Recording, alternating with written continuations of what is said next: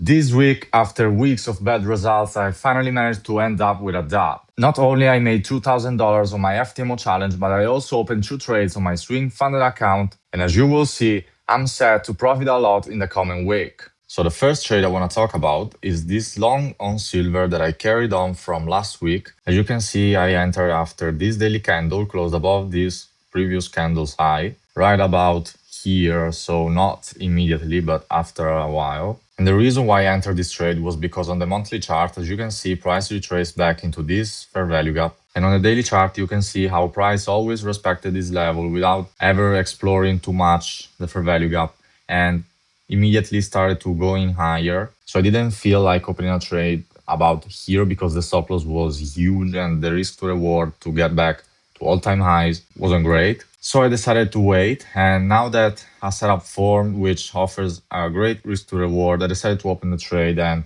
as you can see, to get back to all-time highs are 7R, and I took a partial off here, which corresponds to basically 2 hours. But my plan for this trade is to reach all-time high, take a partial off, and then leave a runner for like a potential exponential move again. And if I have the opportunity, I will try to pyramid my entry. Like I could have entered here, but I didn't. So if another setup will form, I will try to capitalize on that. So this trade was on my FTMO challenge, but I also opened 2 trades on my swing funded account. The first being on gold. The idea for this trade was that on the daily chart, as you can see, price retraced back into this fair value gap, and on the 4-hour time frame, it offers like a setup of mine which corresponds to a candle basically closing above the previous candle high, so right here. But I was sleeping at this time, so I managed to enter the next morning like about here. And after a couple of days of consolidation, price decided to finally break out, and I think at this point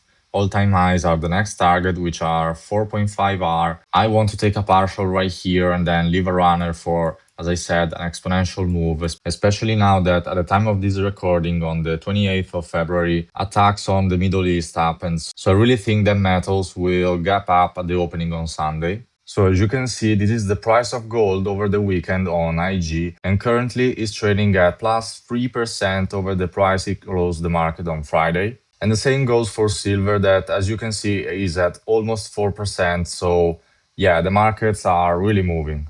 And again, as I said for silver, I'd really like to pyramid the entries on gold because I think it's one of the most bullish market right now. And I want to say a couple of things about crude oil because I think this is a market that will go higher in the next months, but it's really not that easy to trade because it always moves like in consolidations and slowly going into one direction.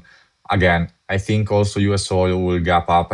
I saw that it's up like 10% over the weekend. So these highs will be likely the next draw on liquidity. I don't have any experience trading these markets. So for now, I think I will just keep an eye on this market, and eventually I will let you know if I open any trade. But now I want to talk about the last trade that I opened on my funded account, which is the short on euro-dollar. So as I said in my previous trade recap, I expected price on Dixie to come back into this area filled off, fair value gap, inversion fair value gap, volume imbalance. So we had it all.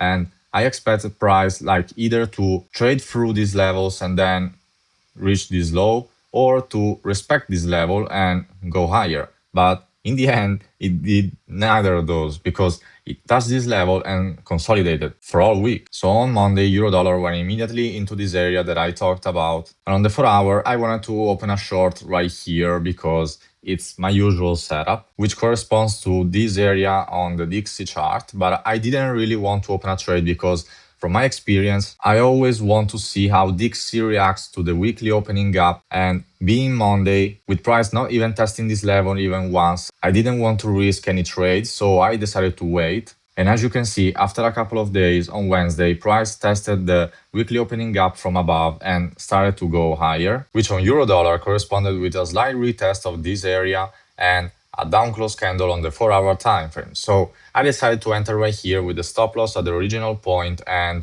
yeah, as you can see, price action was really bad. And as you can see, on Friday, before the market closed, I decided to close the trade for a partial loss because I felt that this weekend was dangerous to leave a trade like this open because I really thought the situation in the Middle East was hot. So I didn't want to have a trade in this position knowing that it could gap like right here and slip me to hell. So I didn't want to risk it. And I don't know how euro dollar will open on Sunday, but honestly, I feel good right now because I am not in this trade anymore. And I don't care if price like gaps down here because you can never know how certain markets will react to these kind of events. So I don't want to risk my funded account that has specific rules for a little bit of profits, you know? This is why I think this is a winning approach. And obviously the situation is different for the gold and the silver trades because those markets are directly correlated and they will obviously go higher while euro dollar is not actually like written in stone how will react to this kind of events. So yeah, I didn't want to risk it. So what I'm expecting going to next week, honestly, on Forex, I have no clue. This is true. Because as I said, I thought that this level would hold and that we see the XC going higher, maybe reaching this level. But right now it's consolidating and it's trapped inside this range. So maybe I want to see this low being taken and then we'll see again. Maybe it will break lower or maybe it will just be a sweep and we'll see higher prices. But as I said, I'm not sure. So I will wait for clear confirmation on Forex before resuming trading it. And obviously, I'm bullish on gold, silver, and crude oil because of the current situation. But even before that, the chart was telling me clearly that these markets wanted to go higher. So I will look for longs until we reach all-time high. And then we'll evaluate if it will be just a sweep or if it wants to continue higher and maybe, I don't know, reach $6,000. But that's it for this week. I hope you liked this video. If you did, please leave a like, comment down below and subscribe, and I'll see you in the next one.